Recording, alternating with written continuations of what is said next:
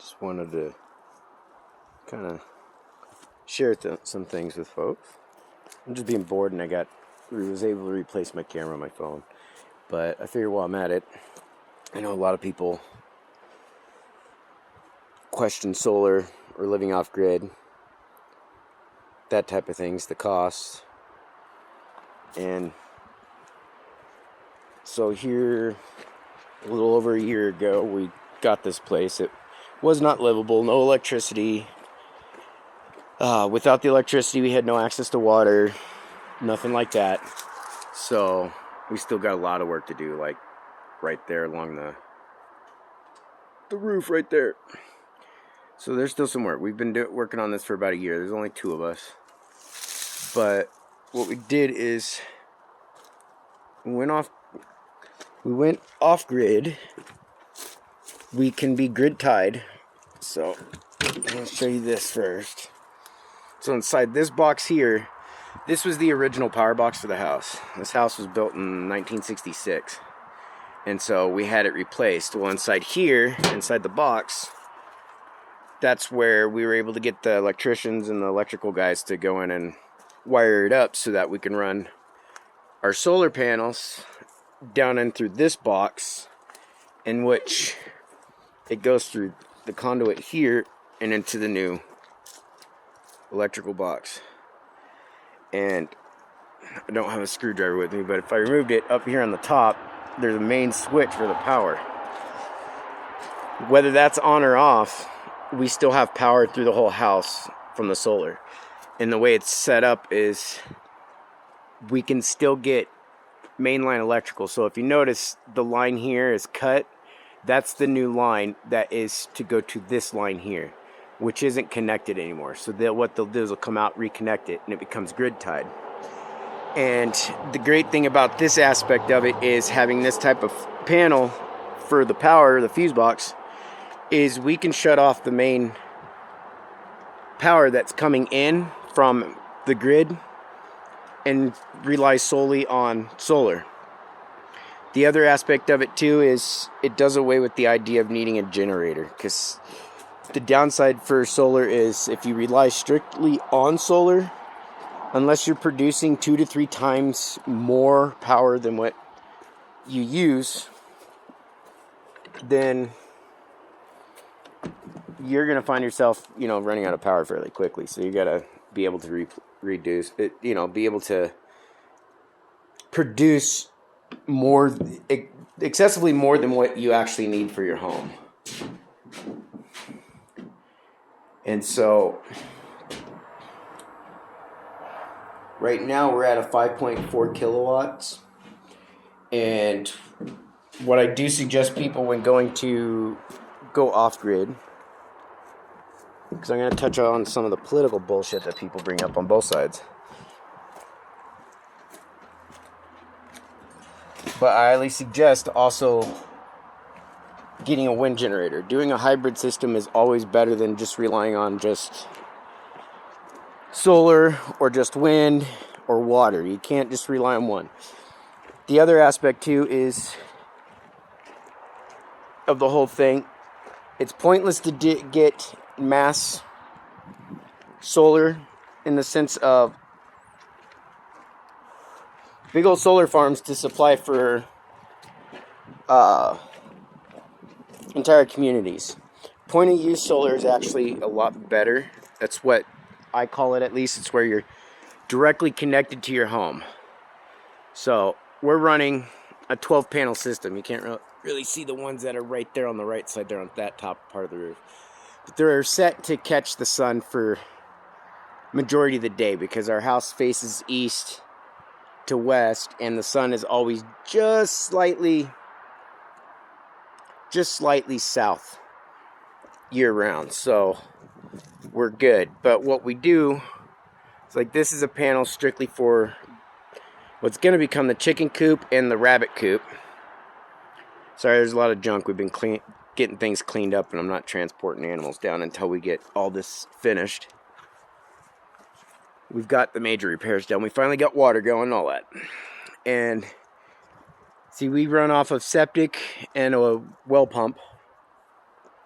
And so utility-wise, all we've got to deal with for hot water is a propane instant water heater, which I'll show you guys. Sorry, I'm just kind of... Here you go. Here's some trees. Working on a raised bed. Right now I'm putting a lot of leftover ash from the fireplace in there to let it break down this winter during the snow season, and then we'll fill it in some more with more soil. Yeah, we've got a lot of leftover stuff too from previous owners, which these are cool. We're gonna try and straighten those out, repurpose them for something decorative.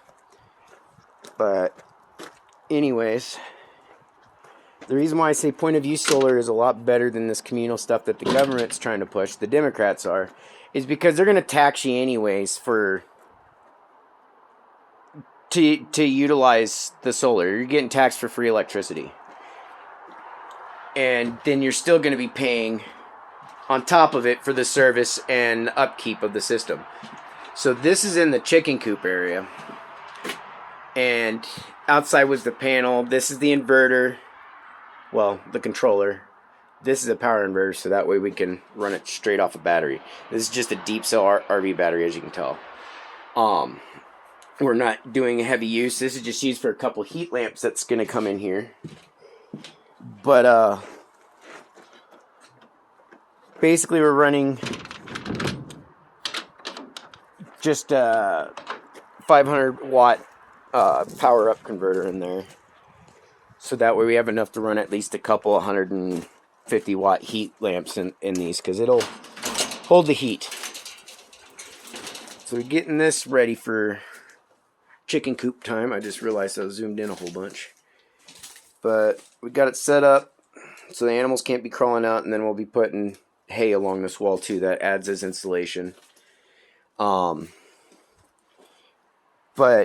with the point of use off-grid systems, you're not paying tax for free energy. You're not paying an excessive bill for upkeep, because people don't realize that with these types of systems, you have to produce enough power just to go through the electric lines themselves.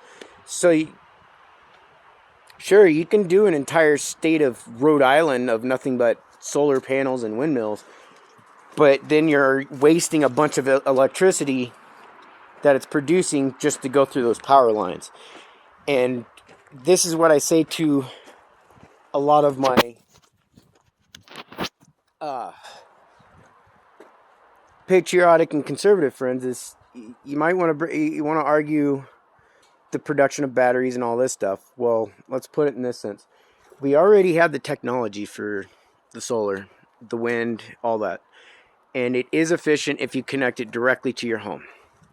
If you do the math of how much you're spending each year on your electricity, in 5 years you would have already paid off the system, and you will have basically gained another 5 years of free electricity before upkeep, which ends up being kind of a cycle. You're getting twice the use of electricity for half the same cost in essence.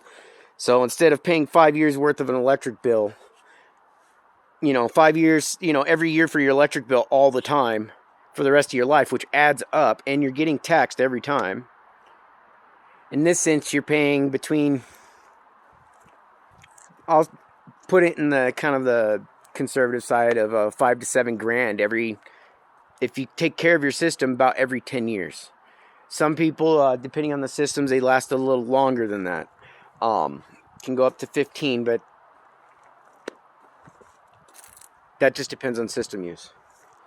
But and how well they take care of the batteries, keep the panels, clean, efficient, nothing beats on them, all that shit. It's an upkeep. But in the end, you're learning to take care of your own home. You're learning to be more self-sufficient. You're not relying on a government service. You're not relying on a state service. You're not relying on anybody else's services, really, other than to get these. And if you have to get someone to hook them up, you can, or you can do it yourself. The other advantage of doing grid-tied systems is a person can still get a home loan in case you decide you wanted to sell and move. If your home is completely off-grid, they'll have to basically buy it in cash. They have to buy it outright, or you're going to have to do an owner carry, which there isn't many people that have the patience to do an owner carry sale. But So that's the advantage of having grid tied. That still allows people to get a home loan to